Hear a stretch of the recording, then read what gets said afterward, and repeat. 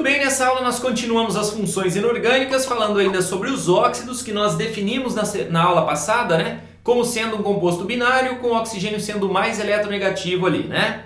Muito bem, olha só, a classificação é em óxidos moleculares ou ácidos, básicos ou iônicos, neutros, anfóteros e duplos. Nessa aula a gente vai falar dos básicos, os óxidos iônicos e os óxidos neutros. Muito bem, o que seria um óxido iônico, um óxido básico? Óxido iônico ou básico é aquele em que eu tenho um metal ligado ao oxigênio. A ligação é do tipo iônica, tá certo? Eles são chamados óxidos básicos. O que isso significa? Que quando reagirem com água, vão gerar uma base. E quando reagirem com ácido, vão gerar sal e água. Tudo bem? Muito bem. Vamos ver essa ideia aí de reação com água, reação com ácidos. Reagindo com água, eles vão produzir uma base. Olha só, que base eu vou gerar? Basta você analisar a fórmula do óxido. Pegue o metal que está ali, tem que formar a base deste metal. Legal, então tem que formar uma base que contenha o metal Na. Na, sódio, é família 1A, Na+. Para ser base tem que ter OH-. Uma carga positiva, uma carga negativa dá certinho. Então, a base que se forma é o NaOH, o hidróxido de sódio. Se houver necessidade, faça balanceamento. São 2 Na no começo, então eu tenho que pôr um 2 aqui na frente para dizer que se formam 2 moléculas de NaOH. Dessa forma acerto todo mundo, ó. 2 oxigênios no começo, 2 oxigênios lá no fim, 2 hidrogênios no começo, 2 hidrogênios lá no fim. Tudo bem? Mais um exemplo para você entender legal, ó. Óxido de cálcio, cal virgem ou cal viva. Reagindo com água, tem que gerar uma base que contenha o metal cálcio. Cálcio é da família 2A. Para ser base tem que ter OH-. Só que uma base só, um OH-, só um hidróxido, não acerta as cargas. São 2 positivas e uma negativa. Então eu vou repetir o OH-. Dessa forma, a base seria o CaOH2. Nesta equação, não há necessidade de balanceamentos porque já está tudo certinho. Tudo bem? Vamos analisar agora a reação dele com água. Então, um óxido básico reagindo com ácido. Todo sal tem uma parte positiva vinda de uma base e uma parte negativa vinda de um ácido. Aqui não tem base, mas tem o óxido que se comporta como uma base, porque é um óxido de metal, que é o CaO. Então, o Ca vai ser oferecido para o sal. E o ácido vai oferecer a parte negativa. A parte negativa desse ácido HNO3 seria o NO3-. É só eu tirar o H+. Tirei o H+, vai lá para o sal, o NO3-.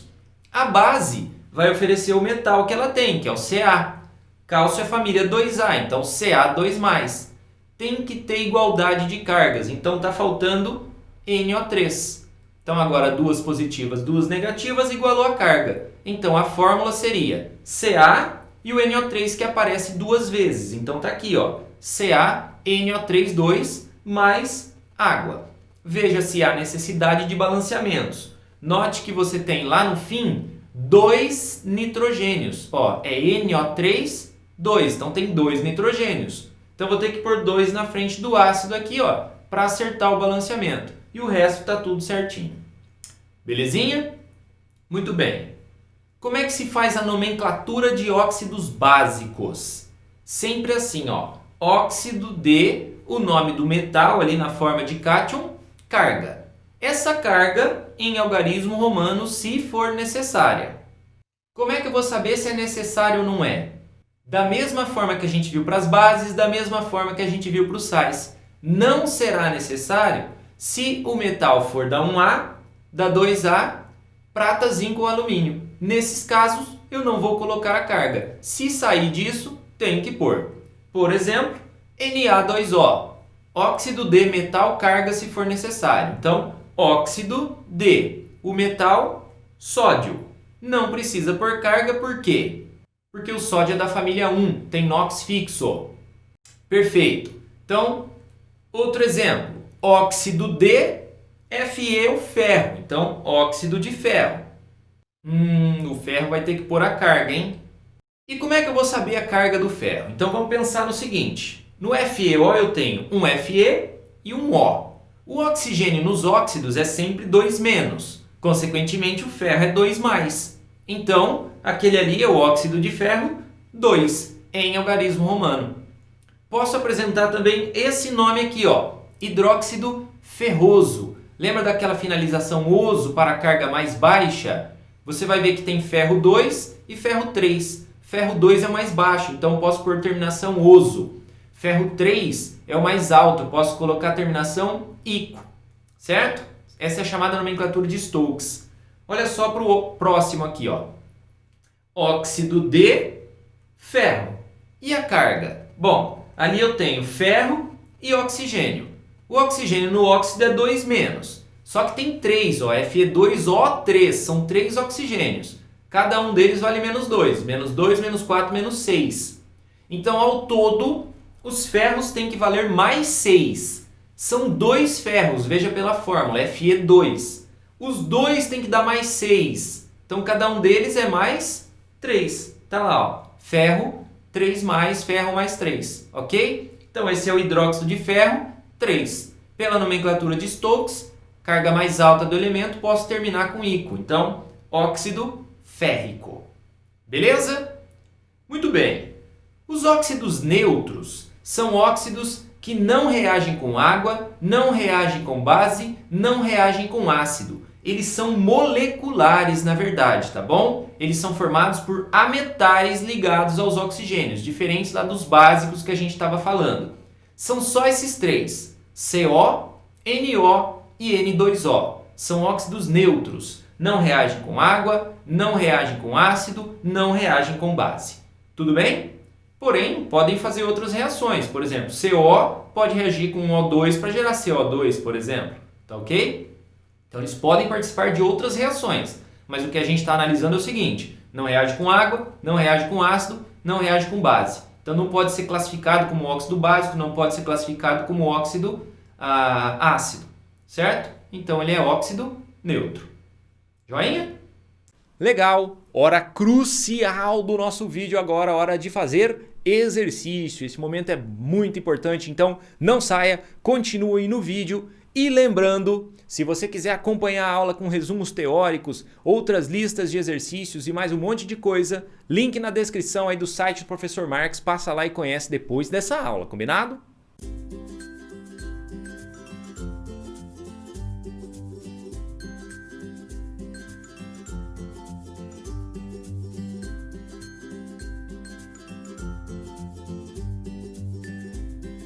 De volta com você, vamos ao nosso videocício que ele forneceu, que é esse aqui, ó. Ele faz uma relação entre pontos de fusão dos compostos iônicos com a lei de Coulomb. Por que ele está relacionando compostos iônicos com lei de Coulomb? Bom, nós estamos falando de óxidos básicos nessa aula, né? Basicamente óxidos básicos. E os óxidos básicos são iônicos. É um metal na forma de cátion ligado ao oxigênio, né? O O2-. Então são íons. Ligação iônica, eu posso estimar os pontos de fusão com base nessas forças de atração de cargas opostas, segundo a lei de Coulomb aqui, ó. Então vamos lá. Ele coloca essas opções aí pra gente, né, de ordem de pontos de fusão. Então vamos analisar primeiro todos os compostos que têm Na e um halogênio. Então NaF, NaCl e NaBr. Note o seguinte. Todos os compostos têm o Na, carga mais 1. E todos os compostos têm um halogênio, carga menos 1. Então, as cargas são comuns aos 3 compostos, NaF, NaCl e NaBr. O que vai definir a força de atração e, consequentemente, o ponto de fusão? Vai ser a distância entre os íons. Quanto maior for a distância entre esses íons, menor será a força de atração e menor será o ponto de fusão. Quanto menos atraídos os íons estiverem, mais facilmente eu consigo separar com o calor. Então, oferecendo pouco calor, eu separo. Ponto de fusão baixo, certo? Então, quanto menor a força de atração, menor o ponto de fusão. Analisando ali, ó, a distância que eu vou ter é sempre Na com halogênio, flúor, cloro ou bromo. Pensando aqui na posição deles na tabela periódica, eu tenho lá flúor, cloro e bromo. Quanto mais eu desço na família, maior o átomo vai ficando. Dessa forma, o bromo é o maior de todos ali dos 3. Então, o bromo é o maior dos íons que eu tenho ali do NaF, NaCl e NaBr. Sendo ele o maior, tem a maior distância, ele tem a menor força de atração com o sódio e assim o menor ponto de fusão. Então o NaBr é menor do que o NaCl, menor do que o NaF. O flúor é o menorzinho de todos, menor distância, maior força de atração, maior ponto de fusão, certinho? Então fica essa ordem aqui. Agora a gente tem que analisar para o MgO. O magnésio é a família 2A, carga 2+, o oxigênio 2-. Assim, essas cargas já são maiores do que no NaF, NaCl e NaBr, certinho? Dessa forma a força de atração já está ficando maior, só por aí. E a questão do tamanho? Vamos analisar aqui, ó. Sódio e magnésio estão no mesmo período. Magnésio tem um próton a mais. Um próton a mais, maior atração ali, ó, com as camadas do magnésio. Então ele fica menor que o sódio, certo? Então o magnésio aqui, ó, ele é menor que o sódio. Se o magnésio é menor, a distância ali vai ser menor entre os íons. Assim a força de atração vai ser maior, fazendo com que o ponto de fusão também seja maior. Então o MgO tem ponto de fusão maior do que aqueles outros sais ali. Tudo bem? Tranquilo? Então o óxido MgO tem o maior ponto de fusão, em relação àqueles outros sais que estão presentes ali. Tá legal? E assim, galera, a gente chega à resposta B para esse exercício. Chegamos ao final de mais uma aula, mais uma batalha vencida por você, hein? Que legal! Então, a gente se vê num próximo vídeo aí. Não se esquece, se inscreva aqui no canal e já deixa aquele like. Goodbye, como eles dizem lá.